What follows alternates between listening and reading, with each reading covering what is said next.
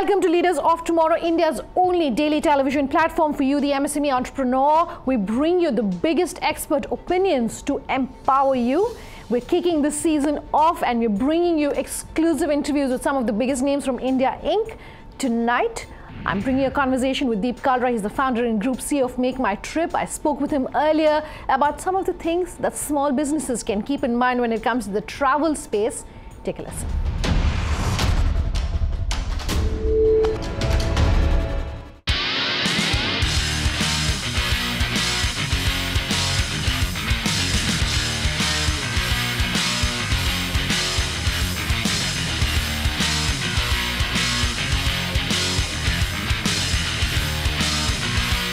Thank you very much for speaking with us here on Leaders of Tomorrow. It's always a pleasure to be able to speak with someone like yourself, especially someone who has started out as an entrepreneur many years ago and has now achieved the kind of scale that you have. So it's exciting speaking with you tonight. Thank you for having me here. It's a pleasure. Let's start tonight's interview by asking you about the fact that you essentially are an entrepreneur who started when the internet was still being discovered, if I can say that, and have now since gone on to make MakeMyTrip what it is today. What's the journey been like? Yeah, it's been a journey which technically is 18 years old, but I think it feels closer to 9 or 10.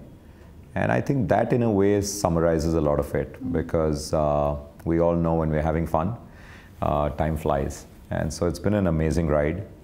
Clearly there have been all kinds of ups and all kinds of downs. Thankfully more ups than downs. But I can tell you the first 5 years were really hard. So I am, as you said, a professional turned entrepreneur. I didn't think I'd be an entrepreneur when I finished my studies, or even in my first 2 jobs. Maybe it's only my 3rd job, which was with GE Capital, when I started thinking about doing something of my own. And to be very honest, I think for me, the tipping point was not to be an entrepreneur. So that wasn't the end goal or the pull. For me, the tipping point was the lure of the internet providing this very exciting opportunity to build a business, which I think was probably, comes by once in, at least maybe in a lifetime, twice in a lifetime kind of thing.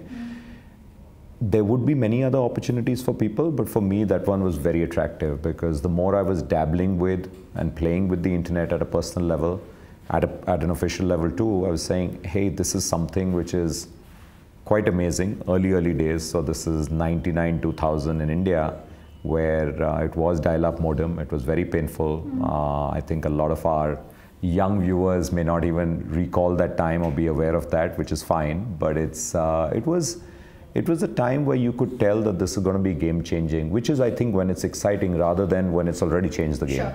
So you said that you didn't really start out with the idea of being an entrepreneur, no, but you were just excited by the power of technology. But at that point, when you started out nearly 2 decades ago, the dots hadn't been connected between travel as well as technology. How did you know for a fact that this is a business, this is an idea that's going to make you money? Was there any one particular moment that you said, this is where I'm going to be? No, I have to be completely frank. I think the dots were connected in the Western world. A great company, which is still one of the huge companies in online travel, Expedia, existed. Travelocity existed, which pretty much doesn't in the same form today. And there were a bunch of other companies, even in Southeast Asia, not the names you see today, but there were a bunch of other names like Asia Rooms, etc., which were around. And the business model was still very kind of fuzzy. And even the whole offering was not what you see today, very slick, very smart. So I think I did draw inspiration from that.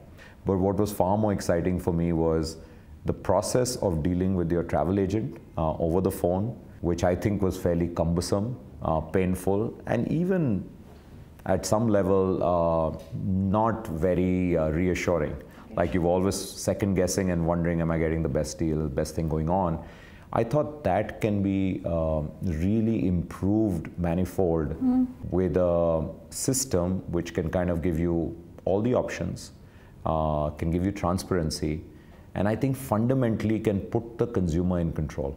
That I think was our game changer. Prior to MakeMyTrip launching in India, everyone actually called up their travel agent or went and saw their travel agent And even if you read the travel agent screen, you didn't know what was going on. It's a cryptic screen, and you really didn't understand that. And the feeling at the back of the mind was always a little uneasy, like, am I getting gypped? Am I paying too much, etc. We took all of that away. So with MakeMyTrip.com, what we did was we gave you all the options as a consumer and said, now you're in control, not your travel agent. You make an informed choice. Do you want to pay 100 rupees less or 500 rupees less and take a 5 a.m. flight? Or do you want to pay 1,000 rupees more and take a more comfortable flight with more legroom? Do you want to pay a little bit more for this hotel, which is very well located with truly a sea view? Or do you want to save money and be away from it? So all of these choices were now yours. And I think people found that heady because for the first time, a consumer was in control. And today one doesn't think about it. We make our own bookings and we're saying this is great. And probably the customer is spoiled for choice right now and also spoiled for discounts right now.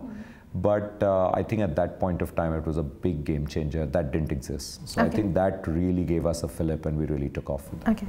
So speaking of game changers, technology, of course, has changed the way everyone in your industry is doing business today. But if you were to look at the future, say the next 2 to 3 years, for an entrepreneur who's in the travel space watching our interview, if you were to say, I think this is what is going to change, this is going to be the biggest changer, would you be able to say that? Sure. You know, I'm still definitely biased towards technology, but I'll really call it technology 3.0 or internet 3.0. What I think will be 3.0, and we're already seeing green shoots of that, is when the power of technology is actually meshed with the much used word of artificial intelligence today, but also when you use that to address audiences you would not have got.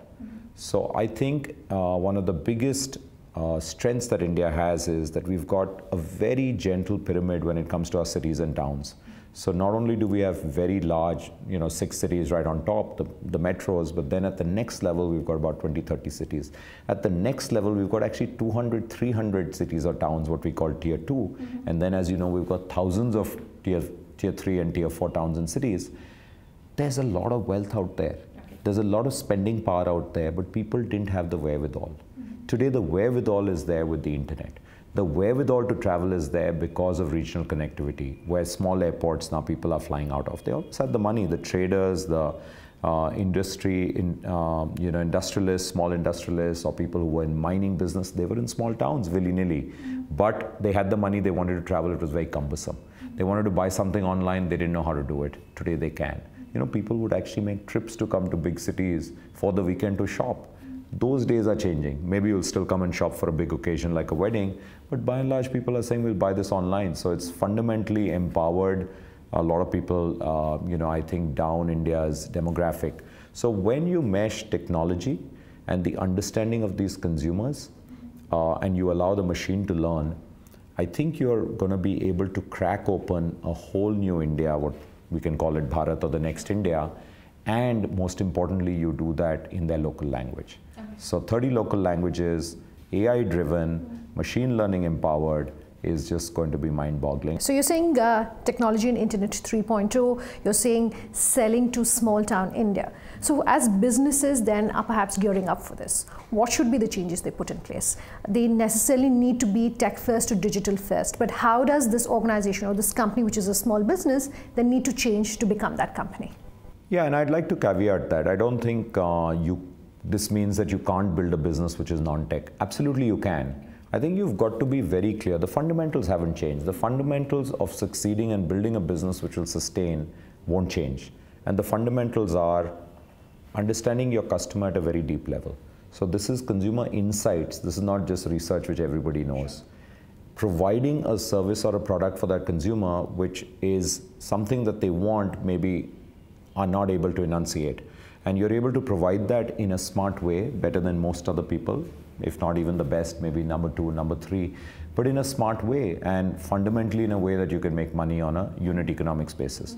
This could be anything. There probably is zero technology in a lot of businesses or very little technology, but there are businesses that are doing great. I mean, if you talk about food, I know it's fashionable to say food tech, but even food is pretty cool.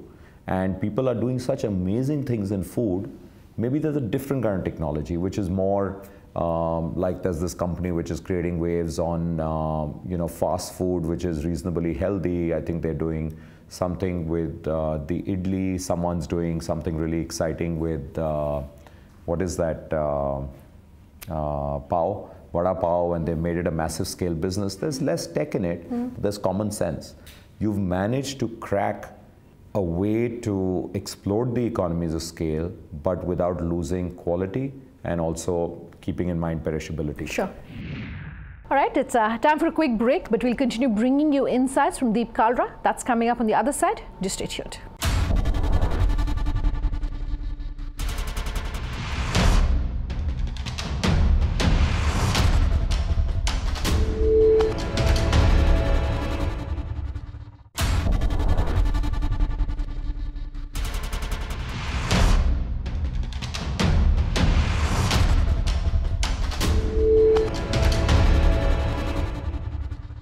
You're back with us here on Leaders of Tomorrow, and I'm bringing you an exclusive conversation that we did with Kalra. He needs no introduction. He spoke to us about why he's so passionate about the startup space and also what some of his biggest learnings have been. Listen in.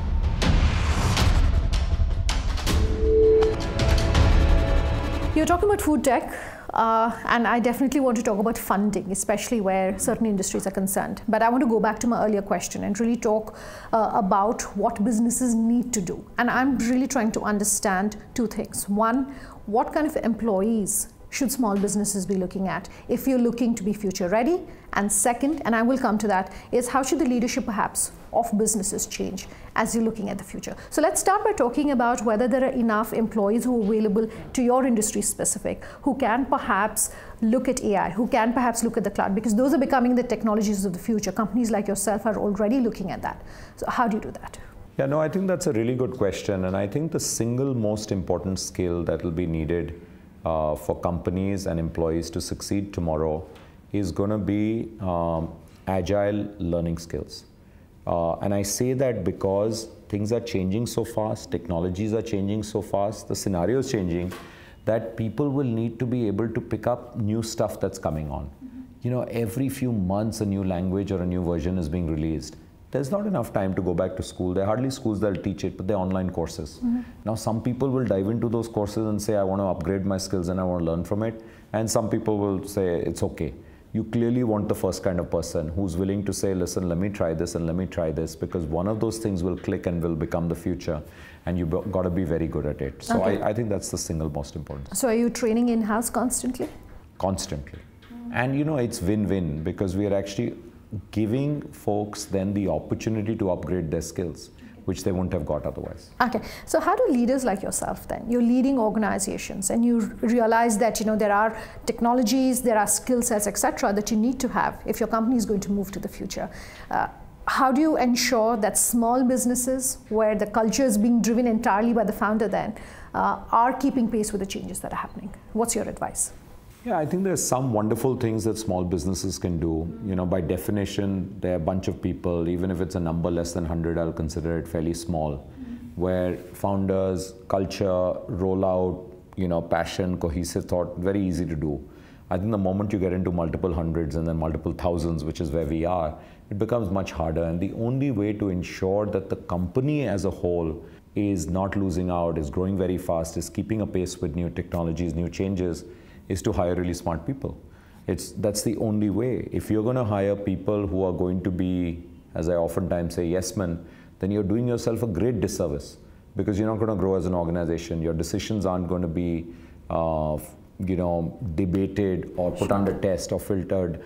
And I think it's therefore critical to hire people with opinions, okay, but also people who want to actually act like mini entrepreneurs. So we still really like to hire entrepreneurial people in any function, and give them a lot of latitude to work with. And we've seen by and large that's the right formula, because they challenge decisions which is made by anyone on merit. And that's how you're supposed to do it. Yes, you're supposed to do it politely, but that's what really ends up helping the company come out with a much better offering. None of these offerings are thought by one person and boom, that's exactly what I thought of, that's what it's going to be. They actually go through a lot of iterations. And the opportunity cost is so high because it's always time. Where are you going to put your resources, and therefore what will you not do?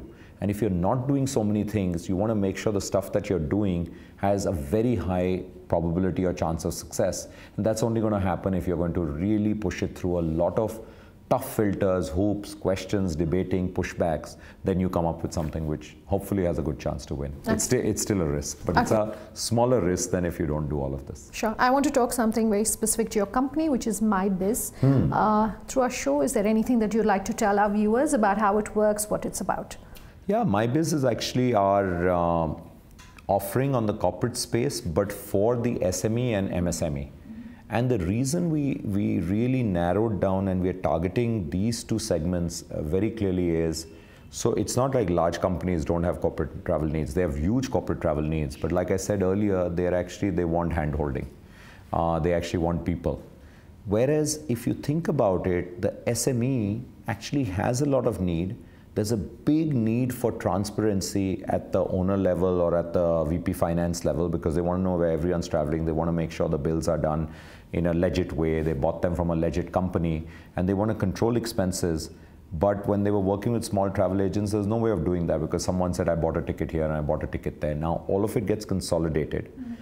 And there's also a very big need to avail of deals and discounts which you get only with volume. So it's catch-22. You're an SME, you don't get those volumes, you don't get the discount. So what we figured is, with MyBiz, we can solve probably 2 or 3 of these problems at one go. One is we can give a platform where people can transact completely online. It'll be fully transparent. Anyone senior in the organization can see who all has bought it. So that takes care of the owner's needs, the finance head's needs.